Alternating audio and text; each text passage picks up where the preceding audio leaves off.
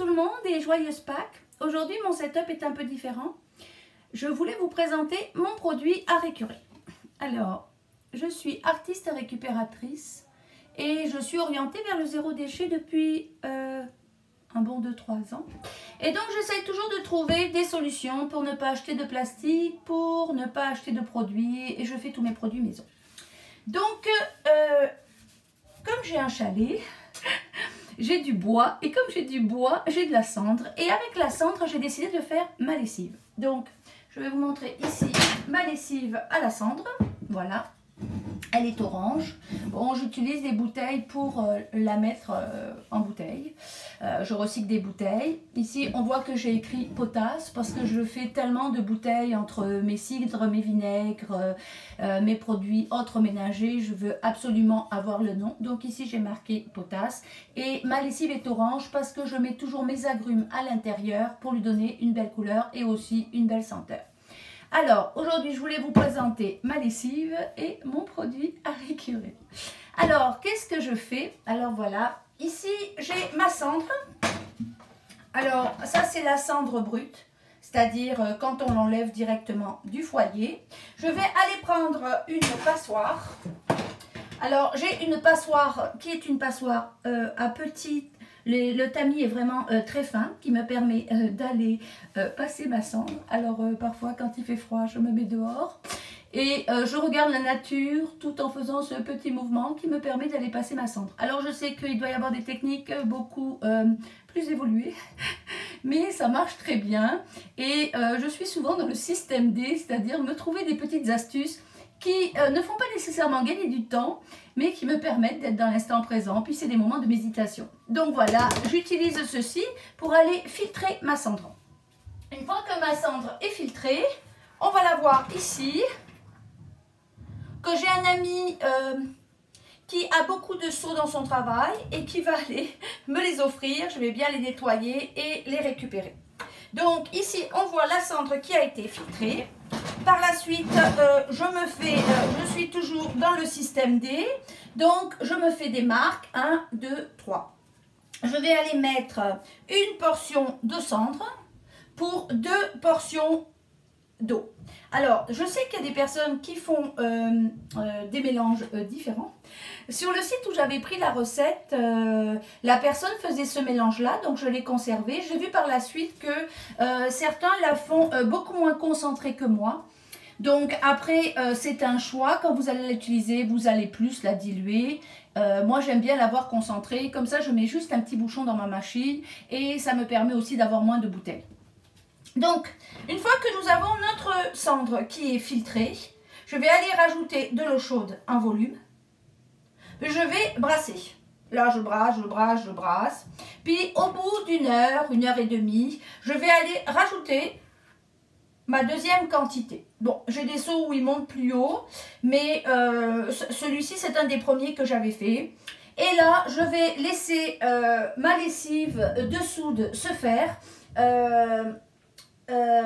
Ma lessive de cendre se faire pendant 5-6 jours. Je la touche pas, je la brasse matin et soir et puis c'est tout. Je prends un grand bâton, je brasse, je prends un grand bâton, je brasse et puis c'est tout.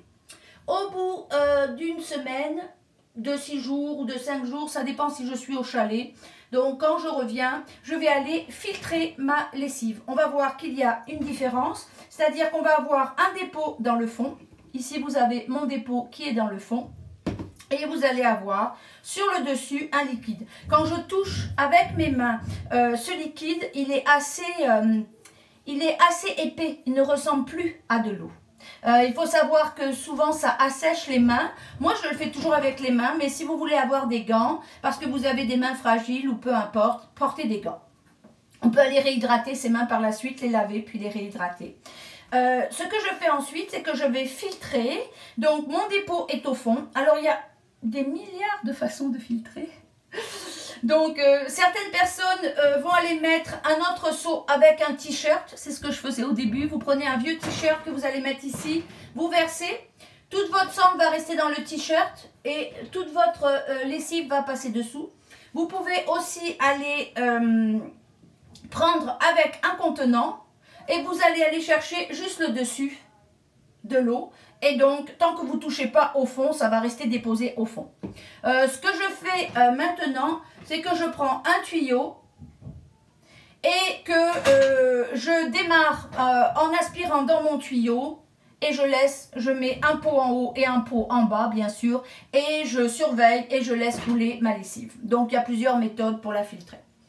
Par la suite, j'obtiens donc ma lessive et qu'est-ce que je fais? Je la mets dans des gros contenants et dans ces contenants, je vais mettre les pelures des agrumes que nous mangeons. Donc j'en ai des oranges, j'en ai des qui sont un peu moins oranges parce que je vais mettre des pamplemousses ou des citrons. J'en fais à différents parfums. Ce qu'il faut savoir, c'est que ça ne se garde pas très longtemps, donc il vaut mieux le faire souvent.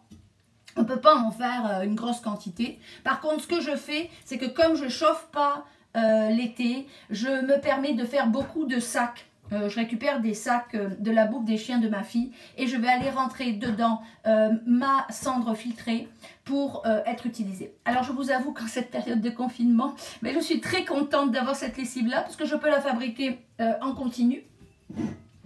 Donc voilà, j'ai plusieurs bouteilles comme ceci. Si je remue, je vois qu'elle mousse, vous voyez?